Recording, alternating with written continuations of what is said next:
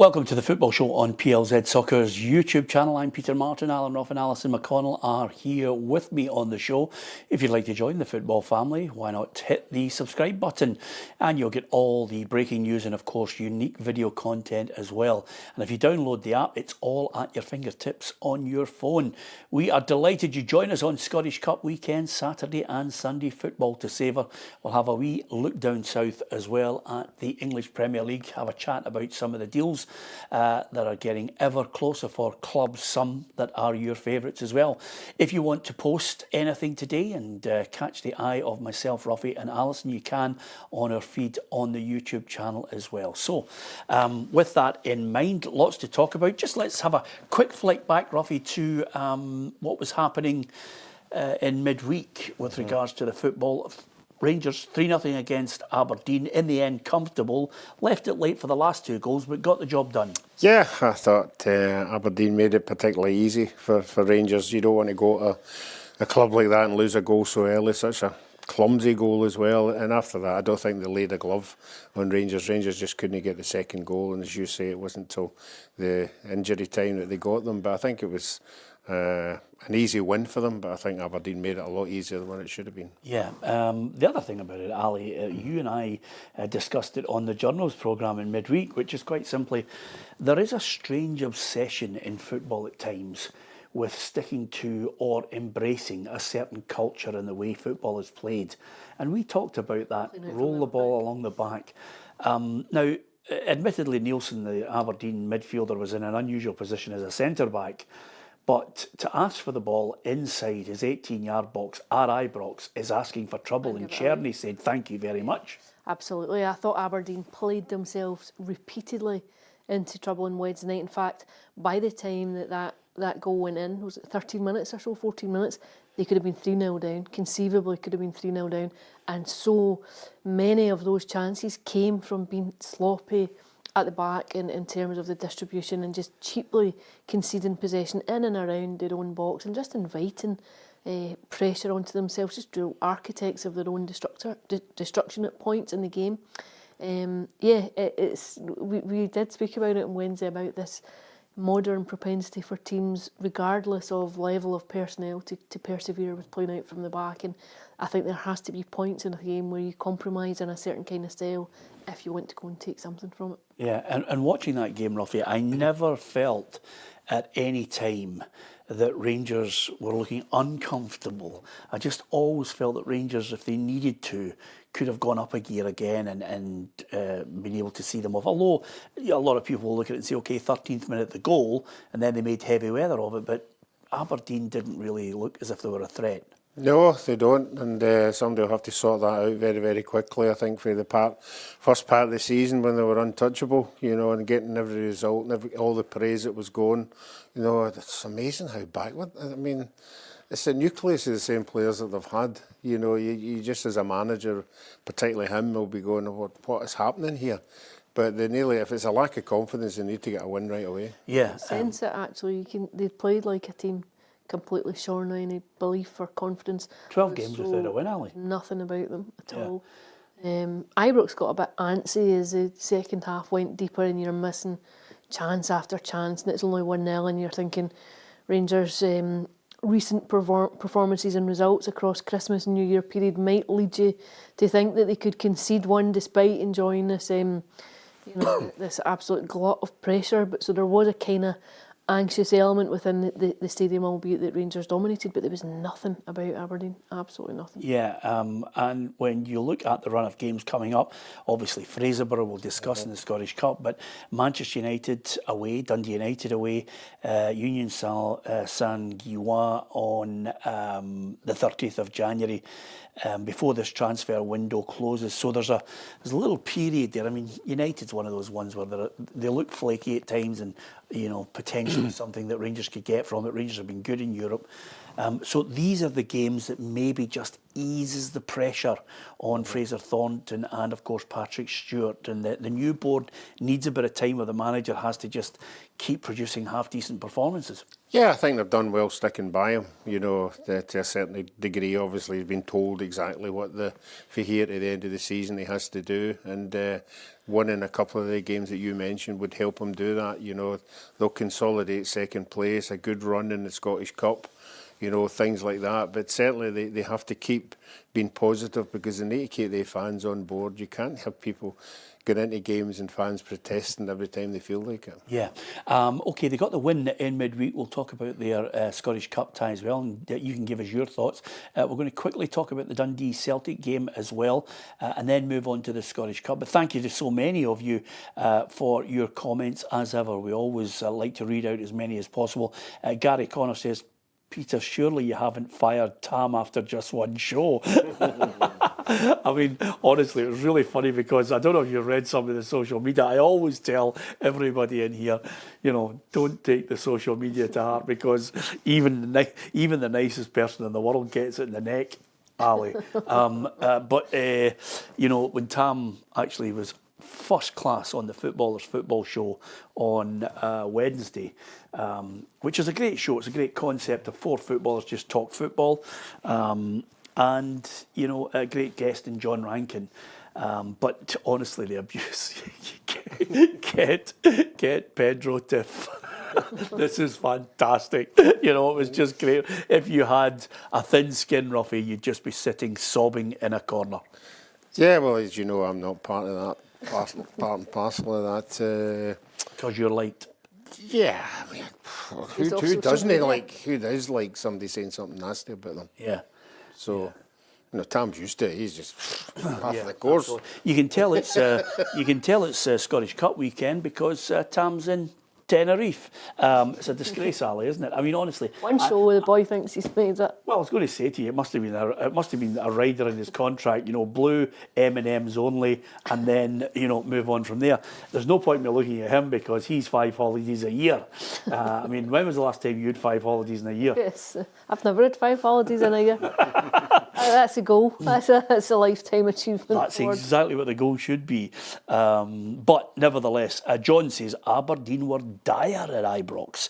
I don't think too many people are going to disagree with you on that because people saying Aberdeen's bubble has burst. Well, I think if anything, Ruffy, and Kenny is in Los Angeles, really struggling. That was a poor performance. Never seen a team with absolutely no threat. Kenny, we can't disagree with you on that. The one thing I would say, and this is a positive spin out of it, is that they can get better. He's going to change the team with all the signings. He's got 4 so far. There'll be more coming in before the window closes to allow Jimmy Tilleen to put his stamp on a side that really is. I think Hugh mentioned in midweek, they got more than a few managers to sack. Most of the players that Jimmy Tilleen is persevering with at the moment. Yeah, and I think obviously the results at the beginning is going to give them a wee bit of leeway, but they can't continue to get beat, because obviously people start throwing up, there was guys before you were sacked for what you've done. So, no, if they're getting behind him, they're letting him bring in players, and it'll be next year where he'll really get judged in the results he produces. Yeah, thank you to Anne Wood, who says, well done to Tam. I thought it was a great show and a great first guest. Yeah, absolutely. Tam was absolutely magnificent, and I think we'll bring in lots of special guests over the course of it, and hopefully with a bit of luck, if the injury doesn't curtail him too much, we'll have Ruffy on the show as well, because one of the finest footballers you could ever wish to spend some time with. I know you're taking a bit of convincing on that, Ali. The good thing about Tam is with the guests, if he's played with that many teams, he could have met many managers on a Wednesday. He could fill the whole year. Yeah, absolutely. And thank you as well to Stephen Kirkwood, who does mention that, because we want different shows on PLZ Soccer. We've got the Women's Football Show, my Straight Talk will return, we've got the Journos and the Football Show and the Saturday preview show of the Scottish Premiership. There's the European Football Show as well. There's so many things that we have got planned for you coming up this year in 2025 that we hope you will embrace it and hit that subscribe button. Allison, it was 3-3. Boy, did Dundee deserve to win that game. I thought they were magnificent. Yeah, I thought their second half display was excellent. I thought there was a fearlessness about them, about the way they took the game to Celtic. I think had Celtic been a bit more clinical in front of goal, they could have wrapped it up in the first period, but 1-0 always leaves you wide open to a team coming back into it, and I think you'd have to credit Tony Docherty for going and just setting out his team perfectly. Really unlucky, I think, not to take all 3 points in what would have been a fairly historic win for them, and Celtic just eking out a point at the death. But yeah, you think for Dundee to have taken a point off Rangers, a point off Celtic, it should augur well now, just going into a run of games where they want to try and make sure they're pushing again for top 6. It was Do agony. you know how historic it could have been? Was it 37 years? 1988, Tommy Coyne 1-0. Yep. And how historic was it?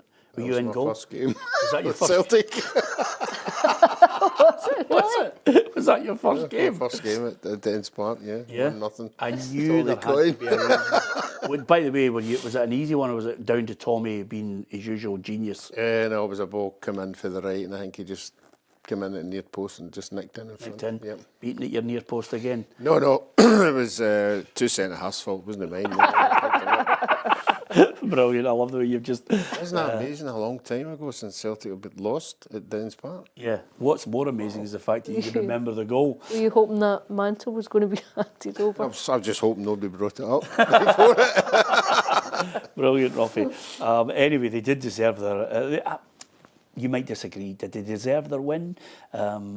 I think I'll tell you one thing that I did notice, Ali, in the post-match press conference, not the press conference, the post-match interview on Sky. Oof, Brendan Rodgers was seething.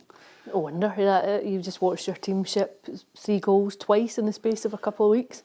I thought Celtic were weak at times, defensively weak. I think there are moments where you have to be a bit more robust and more physical. I think you just sensed a real soft centre about them, and when you look at some of the goals conceded, you can understand why he was so annoyed. It's a strange situation, but I mean, I hold my hands up. There was a moment where I thought Celtic looked unbeatable, this season, and they've dropped off. The Rangers game, I thought Rangers deserved to win and were at it and got the tactics spot on. But there's been games where you've looked at them, Celtic, and you've thought they're not at it. Yeah, I'd agree with that. I think across recent weeks, they've looked as though they've lost a bit of momentum. They were still eking results out until, of course, the game at Ibrox, and then the game midweek, and a draw against Dundee United in there too in the mix. But I think they've looked quite leggy at points. I think they've looked quite tired and lethargic in certain games. I think January will be interesting to see what comes over the next couple of weeks, whether or not they can freshen it up and just bring a few players in to add something between now and the end of the season. They've also got a huge game coming up next week in the Champions League. They play Young Boys next Wednesday night at Celtic Park. I'm sure they would want to go into that one on the back of a fairly strong result against Kilmarnock in the Scottish Cup this weekend, but I'm sure they would want to... They've real aspirations of going deeper into this tournament this time, and that'll be a massive game for Celtic. Should we read too much into the lip reading on Brendan Rodgers with Trusty, the central defender? I think it was an interesting moment. I think you see the veil come down a bit. Obviously in press conferences you have a very considered approach, I think, and I think Brendan speaks and chooses his words very carefully at times. So I think it's quite nice to get a glimpse behind the veil when maybe. It's always good to read between the lines at Ali. Let's see who gets sold. When we see an authentic indication of maybe what you think. Thoughts, but I thought Trusty did look very weak for the goals. I think not to. Remember, he got hooked a couple of weeks ago. And when I think that position is a problem. I think you've seen an interchange between William Scales and Trusty playing there. Neither has been able to really just go in and nail down that position alongside Cameron and Carter Vicker. So that in itself tells you a story. Yeah, absolutely. And they're never slow at getting rid of players that they just know are not at that level. But he did cost a few bob, didn't he? He was about 6 million, wasn't he? Yeah, from Sheffield United. Yeah, I just don't think he's adapted to the roughness of the SPFL. Does he need time? I think I would give him time, but I think in Europe he gets an easy ride. You know, it's not the same intensity in Europe. He seems to enjoy these games, but when he gets bullied a wee bit, and Brendan Rodgers, although he's giving him a hard time, would say he's still a young boy. He's only about 22, something like that. So but we'll see what comes in before the end of the season. Yeah, absolutely. Let's have a look at the Scottish Premiership table from those midweek games just to see how it affected everything. Celtic now with 13 points of a gap between them and Rangers.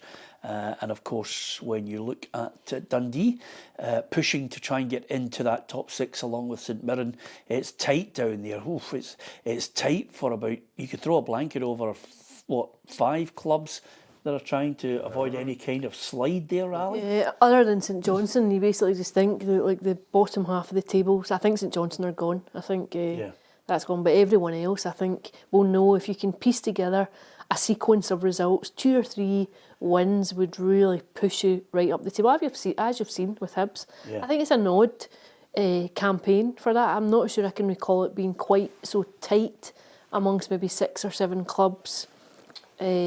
All jostling for position between, a relegation playoff spot and top 6. I think 38 gets you safe. I think most of the teams were banking on Ross County not winning the 3 games. Yeah. I thought they were thinking, well, a wee comfort zone here because Ross County will not win 3 games. But if Ross County were to win, I don't know who they're playing in their next league game. If Ross County were to win their next league game, there's 4 or 5 teams in trouble. Mm-hmm. Yes. There's a wee bit of a panic will go on if Ross County jump another 3 points up that table. Puts a lot of pressure on a lot of big clubs. The only thing I was going to say to you, Ruffy, just before we move on to the Scottish Cup, is of the last 3 or 4 years, I did mention that it looks as if, St Johnstone are under real pressure now, but it looks as if you're going to try and avoid the playoff. You need minimum 35 points, I think. I think you need 35 to 38 to avoid that bottom place. Even with all the inconsistency, all the teams like Hearts being where they are, Well, I said Hearts need 5 wins. Hearts need 5 wins. Five wins for Hearts, suddenly takes them to 39, and you'd be hard pressed to get or be in the playoff now in 39. Would that not be the same as the rest of them? But they can't all win. Can't all win. 5 out of what we at 20? We're at 23, 22 in some cases. 15 games, 5 out of 15. Yeah. A lot of these teams will be saying. Points. A lot of these teams will be saying. That's what I'm saying to you. That's what I'm saying. I can't pick anybody. It's so difficult because there's 5 teams there that could actually. I don't see Dundee. I think Stephen Robinson's great as a manager and canny enough to with the quality that he has. But you're suddenly saying to yourself, Kilmarnock, Vassell's such a big player for them, and then you're saying to yourself, Ross County, the 3 that you didn't see coming, they've nabbed them, and then Hearts. And by the way, I'm not having Hibs have done really well, moved into the top 6, but Hearts, you're saying to yourself, can they get themselves out of this mess? Can this Jamestown analytics that I'm desperate to see, can that suddenly start working its magic before that transfer window closes? We're about to find out. What do you think? Who's going to be in second bottom? Do you agree with Ali that St Johnstone are goosed down already? Is there someone that you think is a stonewall certainty to be in that playoff place? We'd love to hear from you. Don't forget also, as we mentioned on numerous occasions, you can actually, if you download the app, there's a contact section where you can drop us a little email as well. And over and above that, if you are posting in our message area in YouTube, then by all means try and keep it decent. I always say to people, we'll give you opinion on football. We love football. It's a football channel.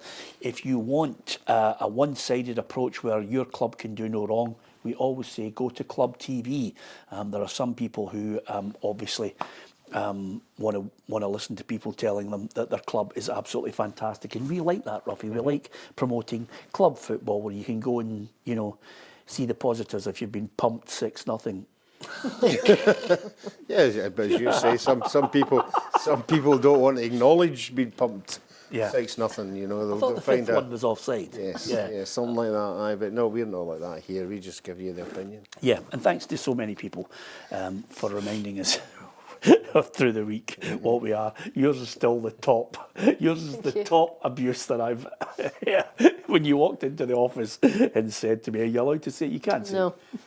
What the... No, I wouldn't say What one? that. The B one? I wouldn't use those expressions. A family show. Yeah, it is a family show. What the football boot? That one? I thought that was particularly funny. What does it say though about women working in football that invite the most abuse? You should see my feed. I wouldn't worry. I wouldn't narrow it down. I wouldn't narrow it down to women. One day where we exchange. Well, exactly. See who can beat the Compare and best abuse. contrast. Everybody gets it in social media. Social media is a great platform for people to actually, people you would never actually see or hear in normal life, who suddenly get a platform to be abusive. which is- Anonymous accounts, abusive. Absolutely. Which that is was going to change.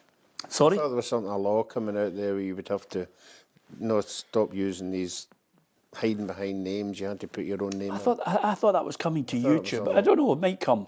It would be interesting to see if some people. It's your And by- husband or your wife. Well, can you imagine it? Yeah, I could see my wife giving me pelters, but there's more than a few who just hate you for other reasons. Next door neighbours, aren't they? Yeah, exactly. It's as simple as that. But again, we try and talk football, and we absolutely love it, and we try and be as balanced as we possibly can. But it is Scotland, and sometimes in the west of Scotland there is a kind of a polarised view on anybody who says something.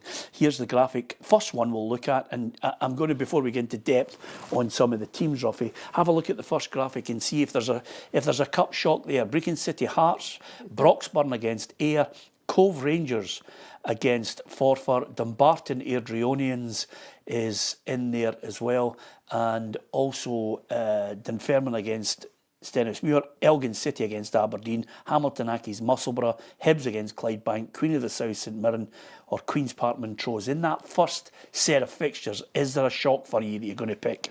I think maybe Queen of the South versus St Mirren. Oh, yeah. It's always depending on conditions down there.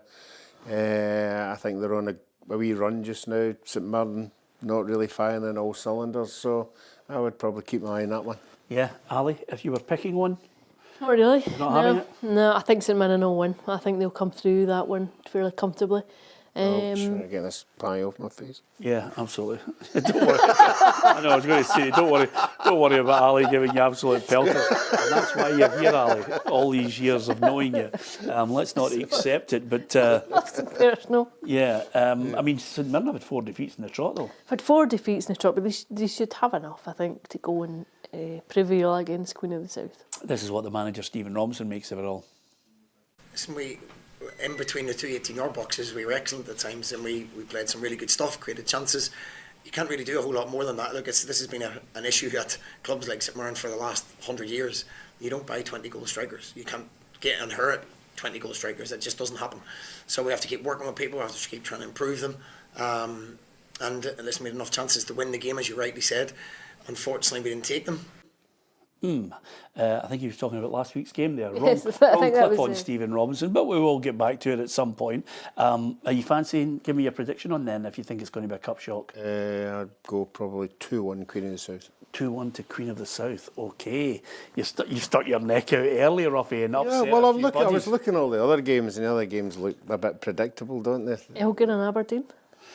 Oh, I don't think We'll get to that. There's a few Dons fans on here. I'll give you absolute pelters for that. Okay, here's the second get to the graphic. back of the line. And let's see if you think there's a cup shock in this lot, which is Ross County, Livingston, St Johnstone, Motherwell, Celtic, Kilmarnock, Falkirk, Wraith Rovers, Rangers, Fraserburgh, and Dundee United. In fact, that last set of fixtures, my God, there's going to be 3 Premier League teams go out in that alley. It's a good set there over Saturday into Sunday and on to Monday for the Dundee derby.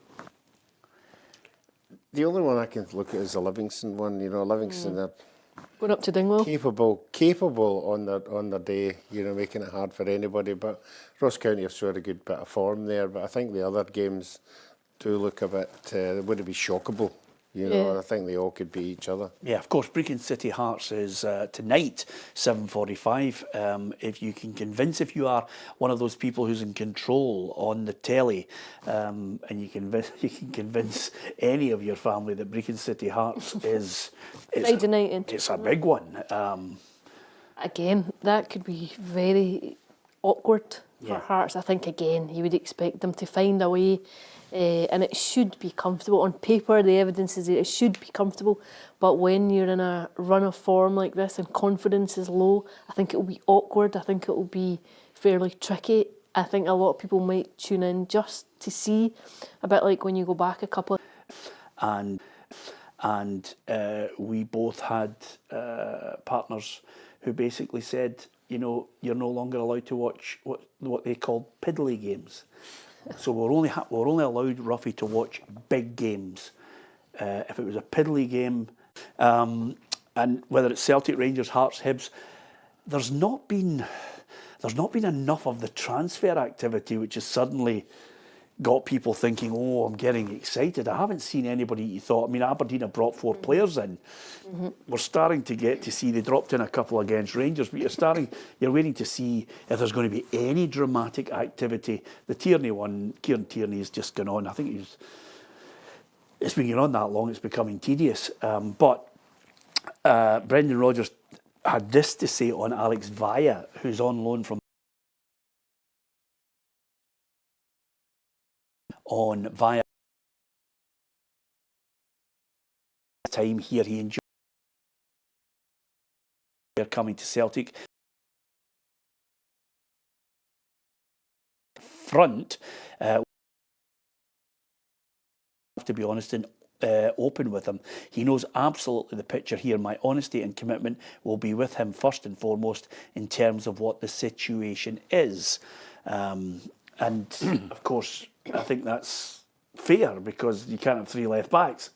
No, I think so too. I think you would have to be honest. You know, he's there to try and get some first team time and exposure to first team football. I think if the club can't offer that, it makes no sense to keep him. But it's what you're really seeing is a chain of events. Essentially, you're seeing players caught up in a sequence with each move, depending on what happens elsewhere. So if, as expected, there is a Kieran Tierney deal that gets over the line, it may well be that it's a pre-contract agreement and he doesn't come to the summer, in which case Celtic wouldn't want to let him go. They'd want to keep Taylor and Valley between now and the end of the season. If they manage to get him in a short-term loan, then they maybe just authorise a move that would see him. I think it was Como that he was linked with in terms of moving. The other thing too is that even if it was a short-term loan for Tierney, and I don't know that will actually happen given the money involved, etc., and current salary levels, I don't think he'd be eligible to play in the Champions League. The Tierney one, yeah, you know, we all know he's a good player. I don't know how I want to put this. Is he going to be a massive asset to Celtic in winning games? I mean, a massive. If he's fit. Yeah, if he's fit. You know, is he going to be that much better than Taylor to win games? He's a level above. I know he's a level table, but do you need him? You don't need him to win the league. No. So you're taking him on if it is on loan just for Europe. And for me, winning games in Europe is the strikers.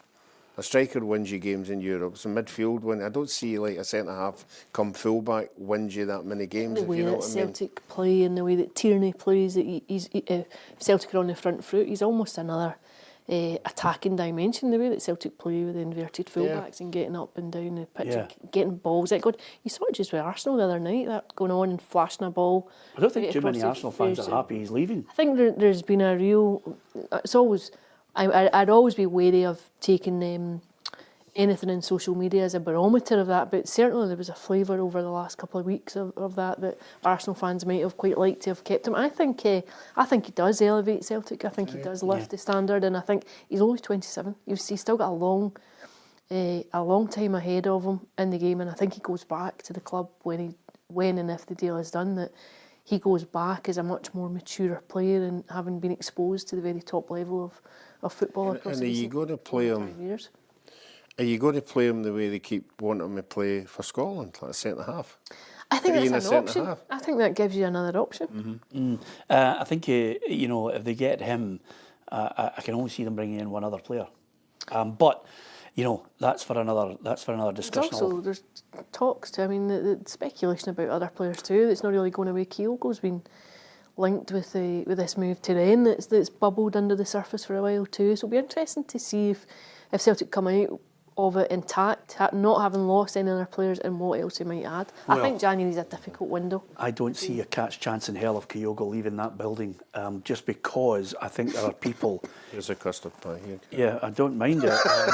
No, the only reason I'm saying, well, listen, the great thing about it is, you know, we fight like cat and dog anyway.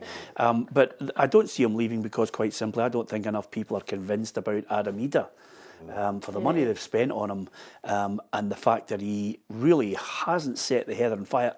And I, like Philippe Clement and any other manager who's mentioned to us over a period of time, as experience will tell you, Ruffy, sometimes you just got to work with players and then they suddenly come good. Nicholas Kuhn is the perfect example of that, when many people were doubting whether Celtic had made a good signing or not, and then suddenly you look at it and he comes good. So I don't see them letting the likes of Kyogo go, especially Kyogo be looking and thinking, second half Champions League knockout game, not a catch chance in hell. There's a bigger move on the horizon. They're coming up against a Kilmarnock side with 3 wins and 13. Derek McInnes is the man charged with trying to get his side to produce a big shock against the league leaders. But underneath it all, still a very, very talented player that people at Liverpool don't make mistakes. You know, they do their work. They've spent a lot of money and they believe in him. But equally, it's up to us now to try and help him. But he's got to try and help us as well at the same time. Yeah, good signing, Calvin Ramsey. Oh, I think he's a great signing. I think he'll maybe take a while just to get up to speed again and just find his match fitness. But I thought he was excellent. I think when he was emerging through Aberdeen as a young player, he's a very exciting talent. I think he offers so much. He's very similar to Tierney, actually, in that sense of just being able to get up and down and offer a certain kind of edge in terms and supplementing an attack just with building from the back. I think he's a really exciting young Scottish talent. You would want to see him get regular game time. I think he'll offer Kilmarnock a lot. I think it's a fabulous signing for him. Sometimes, Ruffy, I think some of our players go too early. Yeah. And I understand the money aspect of it. I absolutely get that, and I'm willing to be shot down by agents up and down the country. But sometimes I just think, because of the nature of, and I think a lot of countries will feel, English Premier League clubs can just take a wee hit, $1 million, and take him down, and he gets good money. But do they develop?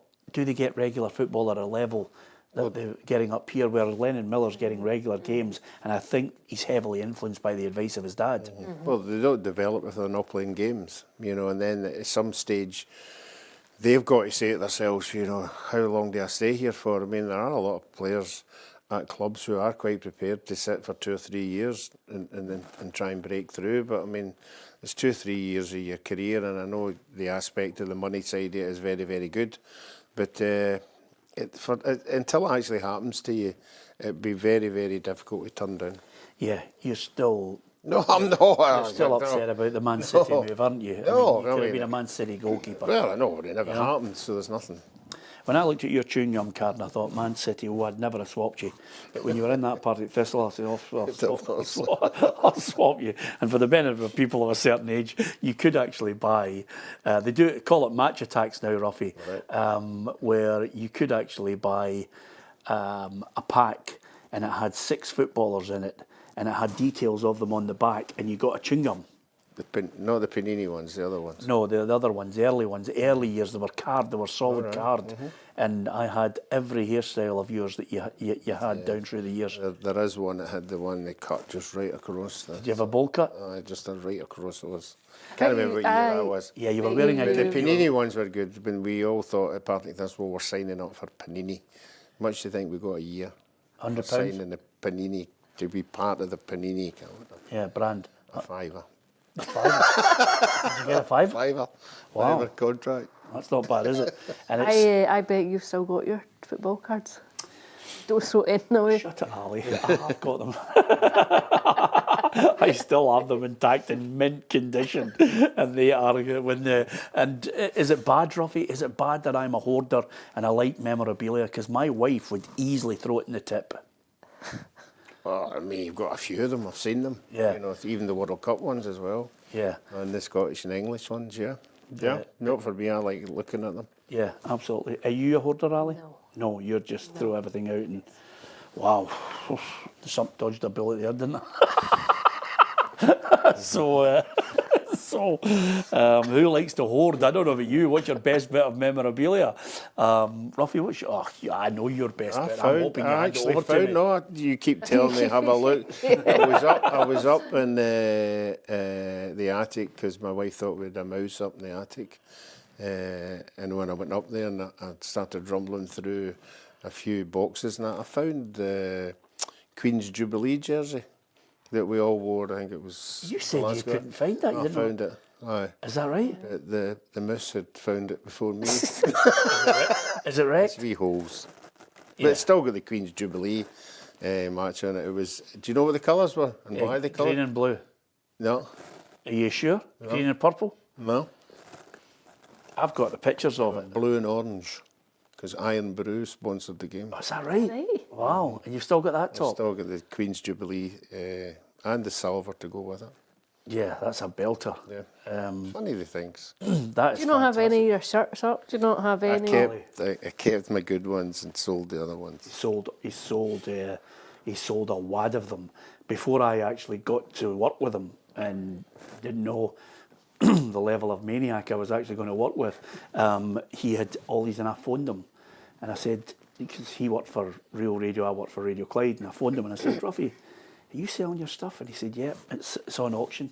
And I was heading through in the car to see all the stuff that he put up there. There's only one shirt I was going through for Ruffy, which was which one it was as well, yeah. a Billy Bremner Scotland top. No, I just went up in the attic and there was a big chest full of... Because I used to give my dad the jerseys after the game. Yeah. And they were all just in this, up in an attic in a cupboard. Oh, magic. Keep a hold of the Kubias one. That's all I'm saying to you at the moment. Don't lose it. Rangers against Fraserburgh. Patrick Mullen was out at Ibrox today, or even the Rangers training centre. Rangers are preparing to take on Highland League side Fraserburgh this weekend in the Scottish Cup as a team that Philippe Clement says his players must be 100% focused on heading into the fixture, but they will be without a few notable omissions. One of them, Oscar Cortez, picking up yet another injury for the season, but Philippe Clement said while it is disappointing, it's just part of football. It's unlucky. Football is the sport with youth. He's a strong boy, he has strong legs. But sometimes you get hard knocks. So that's part of football. And like you say, he had a lot of bad luck the last couple of months. And disappointing for him because he's somebody with a good mentality who wants to work hard, who's ambitious to make the right steps, who showed also good quality. And Rangers started their external review into their footballing department this week. It's something Philippe Clement, the manager, is completely on board with, and he is looking forward to giving his thoughts and opinions to the external company. Yeah, I will be one of the people that talk with the people coming in to make the review. It's the main thing. We did also a kind of similar thing with another company last season to change things. So, no, it's an important thing to do, to have a view from outside. Will Rangers get their Scottish Cup campaign off to the best possible start, or will we see one of the biggest upsets in Scottish footballing history? Kick-off is at Ibrox Stadium at 2:15 on Sunday afternoon. Yeah, I mean, this should be a comfortable one where Rangers fans can go there and see a goals fest. Yeah, it wouldn't be anything other than a straightforward afternoon at a procession. I think the only intrigue might be over what the attendance is on Sunday, just given the current disconnect between the club and the board. And I think certainly there was a sense on Wednesday night of a more united front, particularly just before the game. I think you got an indication of that. But you still had the protests, the banners, the flags. So I think it'll be interesting to see what the crowd is on Sunday. Yeah, I think he just needs that run of games now, Ruffy, to take the heat off the board and let them, if they can, work out any rabbit out of a hat to help him change a few of the players and the staff. Yeah, they've said it for the last 2 months. It's all about winning games. You win games, the fans are happy. You keep them off your back, you know, and if there's any other flack going about, it just gets diverted to them. It's when you stop winning games, then people start asking questions about everything that's happening at the club. So every game they win, it'll just take the pressure off them. Yeah, okay, I'm going 6-0. I'm going to go 5. 4. 4-0. Okay. Give us your thoughts on that one. A comfortable afternoon is what we reckon will be in store for Rangers in that match. Elgin City against Aberdeen. Allison alluded to it earlier. Could it be a possible shock? Could Kenny and Kaiser and so many Dons fans who watch this and listen to the podcast, will they be looking and thinking, how dare you, Allison McConnell? I think if they were being honest, they might well admit to a few fears themselves, just given the way that Aberdeen have been playing of late. Again, you expect Aberdeen to prevail, to come through it. Certainly they should. They've got much better players, of course. They should. This shouldn't be a question at all. However, when you are down and out and you're on a run and you cannot buy a win, then I think you leave yourself open to the possibility. And I think what happens is the mental side of the game has a fairly big impact. That it resonates. You know, anything that's not straightforward or anything that hints at being a particular upset can just sort of play havoc with your mind and going into the game as, again, a reference what we saw in Ayrshire just a couple of seasons back. You wouldn't expect it, they should come through, but definitely it's one again. I think loads of people will be looking to see, you know, is there a shock on the cards? Yeah, this is what Jimmy Deline thinks. If it's Elgin or Rangers or Hearts, the focus for us right now is to fix the things we can take care of, how we behave as a team, the energy we play with, how we cooperate on the pitch. These things has to be 1 or 2 steps higher to get the results. Yeah, I don't see any problems whatsoever here for them, but I still think they need, you know, 2 or 3 other players, Ruffy. I think he's doing the right thing. Obviously, you get loan deals in and you think to yourself, is that really good for the club? But they've got to try and shore up the back. It's not rocket science when you come in. The best managers come in to any team and say, right, first step, if you're a half-decent manager, first step, let's make us difficult to beat. Well, it's obvious that's where the problem is, because that's what he's brought in. You know, he's been surfing the net for a couple of centre-halves to come in there. You know, I think we all said at the beginning of the season that the run they had when they were winning was a pretty easy run, wasn't it? They weren't beating anybody of any significance in the 10 games, but now they had a wee run and they did okay. But again, we're back to where we were. I imagine that a manager had went 10 games without a win in Aberdeen last year. We'd be sitting here screaming for the manager's head. Yeah. You know, that's the way Aberdeen won last year. Yeah. I'm not going to scream too early, because there's a lot of Dons fans. No, I'm not saying we should media. be now, but I mean, it just shows you we thought that scenario had cleared up and it hasn't.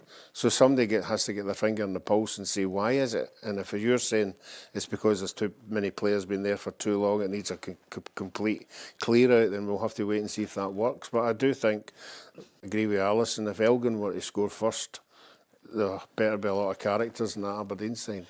I think he's going to turn it around. I'll tell you why. Because you've got to give managers a transfer window, first and foremost, a big one in the summer. You know, he brought in a couple and he got a kick and he got a long run, 16 games or so without a defeat in all competitions. And then, of course, they've hit the skids because, as I've suggested, teams work them out, Ali. And if you are playing with the majority of players that ended up getting the previous managers the sack, you're going to come a cropper again, because the same problems will resurface.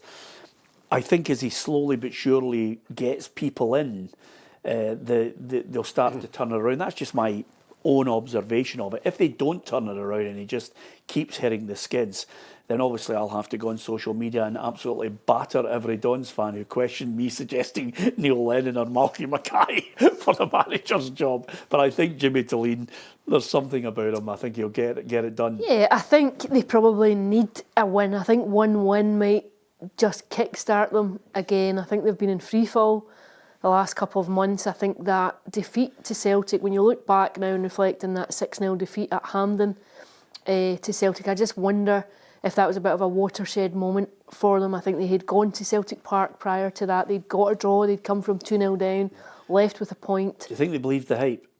I'm not sure if they believed the hype, but I do think in games, I think sometimes when you're on a run of form and it's going well for you, sometimes you carry a bit of luck, and then the converse becomes true, that nothing goes for you.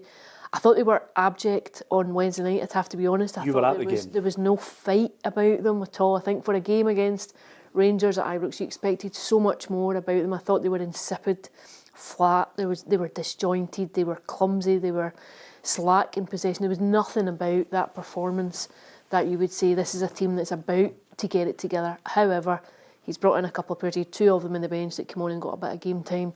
They will introduce fresh blood over the next couple of weeks, but I agree with you. I think it cannot continue in the same vein, but you have to give them time. It's a bit like what we've spoken about at Hibs. It's a bit like what we've spoken about at Rangers.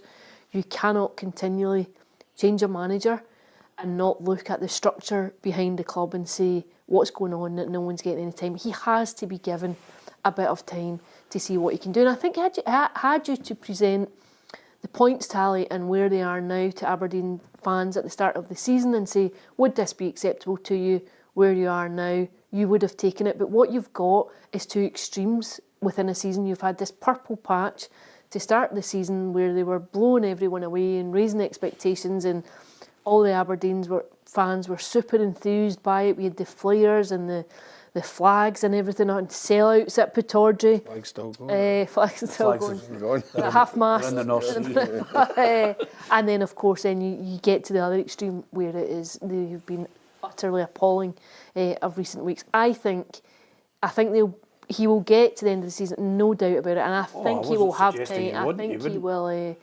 I think he deserves time to see what he can do, and I think Aberdeen will be fine this season. I think they'll finish top 6. I think top 6 will be fine, and I think they'll find a bit of ground again. What I do think for Aberdeen fans is that they will rue the chance that got away from them this season. Could have been second by a distance. Blew it. Give me a prediction. Elgin City, Aberdeen. 3-1 Aberdeen.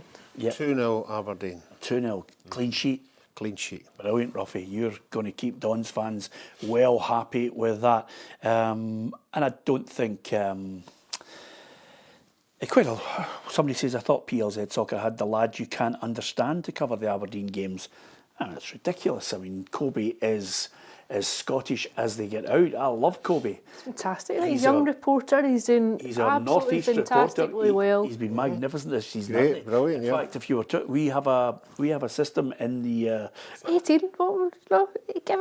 Give him a bit of time. The reason why I'm mentioning this, and this is why I'm caning the person who said it, is the reason why I'm mentioning it, Ruffy, is we have a system in the office which you're not privy to, or you would be getting battered week in and week out, where we have a yellow jersey, which is for people who excel. Yes. You know, and Kobe's won it more than a few times. He's been absolutely sensational up in Aberdeen. Have you ever seen me with a yellow jersey, Ruffy? No. By the way, Kenny, who's a big Dons fan, says, Allison never been to Aberdeen. When was the last time you were in Aberdeen? Tell the truth. I've been to Aberdeen a couple of times last season. Yeah? Yeah. This season? I've never been to Aberdeen. I've been up loads of times. Right, okay. Still, you need to get up this season, Ali. It's Kobe up there for a yellow jersey, is it? Absolutely. Anytime I go up to Aberdeen, the manager goes, are we in trouble? So yellow jersey. It's just a yellow jersey. It's a yellow jersey for people who really do well in the week. They've just done a great interview. They've done some great work. What if they've had a bad week? Is there any punishment? Yeah, we need to come up with that, don't we, Ali? We need to come up with. We used to have on a Monday, whoever had the stinker had to wear Wellingtons during the Monday morning training. Oh my God, I can imagine doing the run. Well done, Kenny. Says Kobe is a great loon.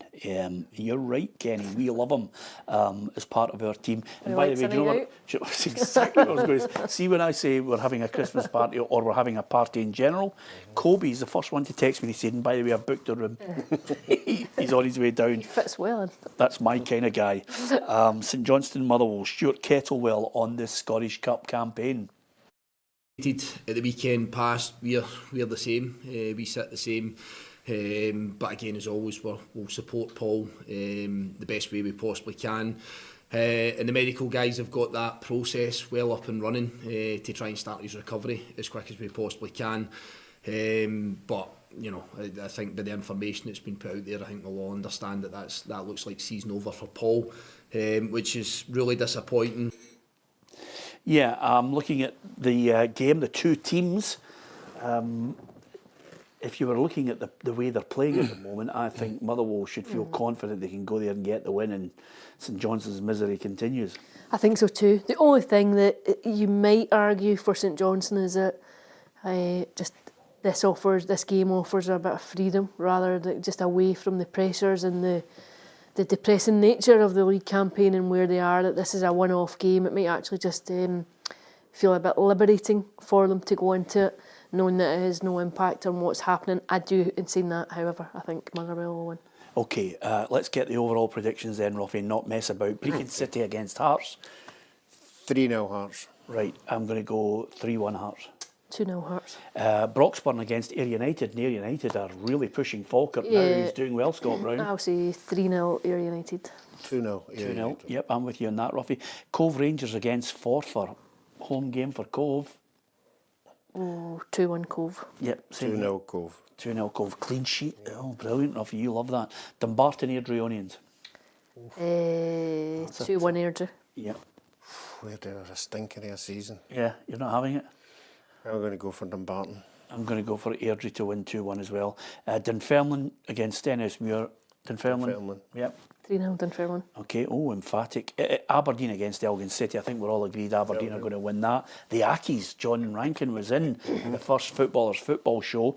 Hamilton Ackies against Musselburgh. Very well organised Musselburgh team. Yeah.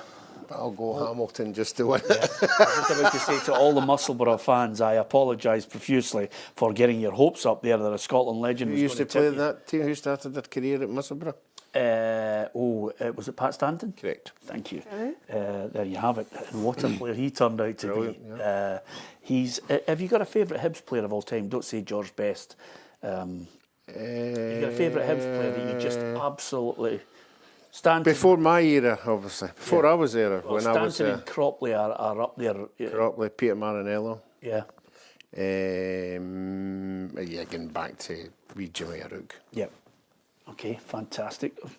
Ali, it's just a certain vintage who really they were the team. They were absolutely magnificent.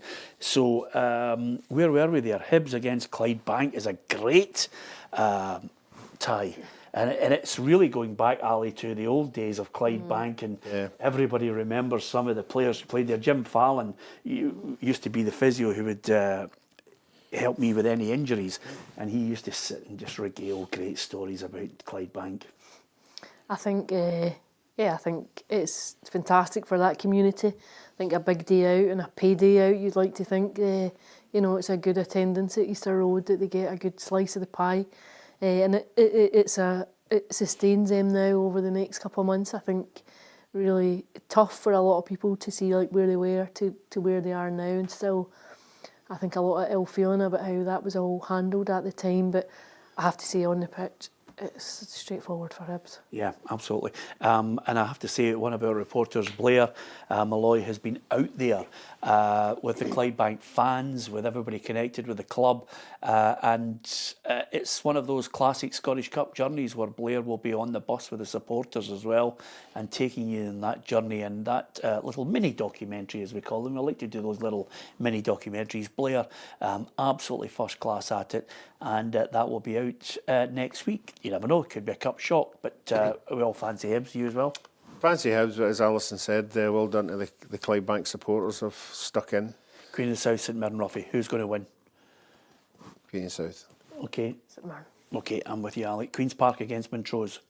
Queen's Park. Yep, okay. Ross County, Livingston. I'm going to go with Ross County. Ross County, just. Ross County. Okay, St Johnstone, Motherwell. We're going with the Well. No, I'm going to go St Johnstone.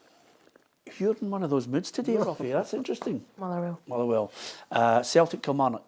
Celtic. Celtic. Okay. Falkirk, Wraith Rovers is a tasty one.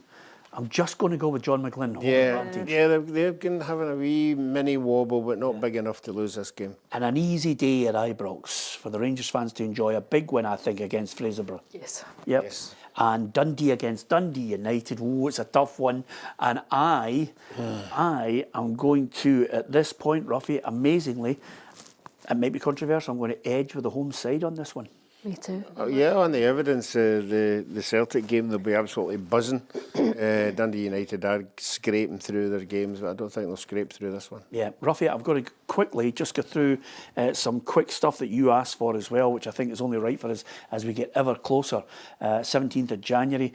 Transfers and loans. Dundee's Jordan McGee has agreed a pre-contract to join Motherwell in the summer. Interesting. Coventry have recalled Burrows from Kilmarnock. 2 loans for Ross County. Zach Ashworth from Blackpool and Jonathan Tompkinson from Norwich. Kai Rolls leaves Hearts for DC United, which was always on the cards anyway. And Michael Tidser is off from Kelty Hearts to Dunfermline as the new manager. Which is great for Michael. He's been on the show a couple of times for us. Ruffy's a great lad, and we wish him the very best of luck. Yeah, we certainly do. Obviously, new owners coming in there. I don't think the German consortium have moved away, but they're in talks for a new company to come in. Okay. A little bit of the memories of Jim McLean coming back to me when the news release was Erling Haaland has signed a 9.5-year contract, and I think Jim would be looking down and smiling saying I was a visionary. Erling Haaland, 9.5 years, he'll be 34 when his contract finishes at Manchester City, and they reckon the deal, which is just on another level, will earn him £50 a minute. Mm-hmm. It's obscene. It is obscene. Is this because of this fair play thing? They're putting them all on big long deals, yes. To get away from the fair play bit. Yeah. If there is a loophole that clubs can try and engineer a way through, they will try everything with their legal minds to get through it. And this one is, 9.5-year deal, £50 a minute. You know, I can remember people, actually, a guy who lived 3 doors along from me in Edinburgh was one of the finest players that England produced at the time, Johnny Haynes. And Johnny was the first, I think, £100 footballer. And even then, people would have been aghast then. Look at it now, Ali. Yeah, it is obscene. I think the figures are eye-watering, absolutely eye-watering. I think you just can't, it's like monopoly money, you just can't really quantify what that actually means. Yeah, well, it's a great bargaining position for the likes of Mo Salah. It certainly is, but it depends who the owners are. You know, the owners are just mega bucks. They can spend whatever they like, and but that is incredible. It is. It is. It's magnificent. It's a magnificent deal for Haaland, and just on another planet with the football these days. Is he one of those? £3,000 an hour. Yeah, Maths. Fantastic, Ali. Is he going to become one of the all-time strikers? You think he'll 9.5 years contract? Do you think he'll take Shearer's 260 goal record? I think if he stays and sees it, we all know him.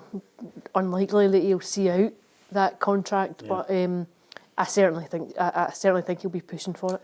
£50 a minute, but is he happy? I ask you. Anyway, don't forget to hit the subscribe button on PLZ Soccer's. Put me on a downer now. You're a downer. £50 a minute. PLZ Soccer's YouTube channel. Hit the subscribe button if you can. And again, coming up, we'll have some cracking competitions. And if you go on to PLZ Soccer's website at the moment, you want to join us, of course, our team, which comprised Neil Lennon as one of our pundits last season. And of course, Neil still does a bit of work for us. And we've got a great evening with him where he's going to regale some stories, Ruffy. You're going to do a bit of speaking at it as well. Yes. At the Alona in Strathclyde. If you go on the shop on the website, you can actually book a ticket to come along and see Neil Lennon share a few stories. It should be a good night, Ruffy. It's good because you get to hear the stories that the fans never hear, you know, from somebody who's been about, particularly at Celtic for a long, long time with some famous names, and it'd be great. Yeah, absolutely. And you're going to be funny, aren't you? Yeah, I'll do my best, yeah. Yeah, absolutely. We'll need to phone in 6 or 7 script writers to change what he's doing at the moment. 50p a minute. Yeah, that's exactly what it'll work out for you, Ruffy. Anyway, thanks to Ali, thanks to Ruffy. If you're going to a Scottish Cup match this weekend, wrap up warm, enjoy your football and get back home safely for Monday, when we'll reflect on the Scottish Cup and any potential shocks and delve more into the potential moves in the January transfer window. Don't forget that on Monday we have the football show, there's the women's football show, there's also the journos, and of course next week, because Tam is away on holiday, it's Scott Allen who's in the hot seat with Ryan McGowan and a special guest. And also, Ruffy, can you make it for that Wednesday? Yep, I certainly can. Fantastic. What more could you ask for? Thanks for watching. Thanks for listening.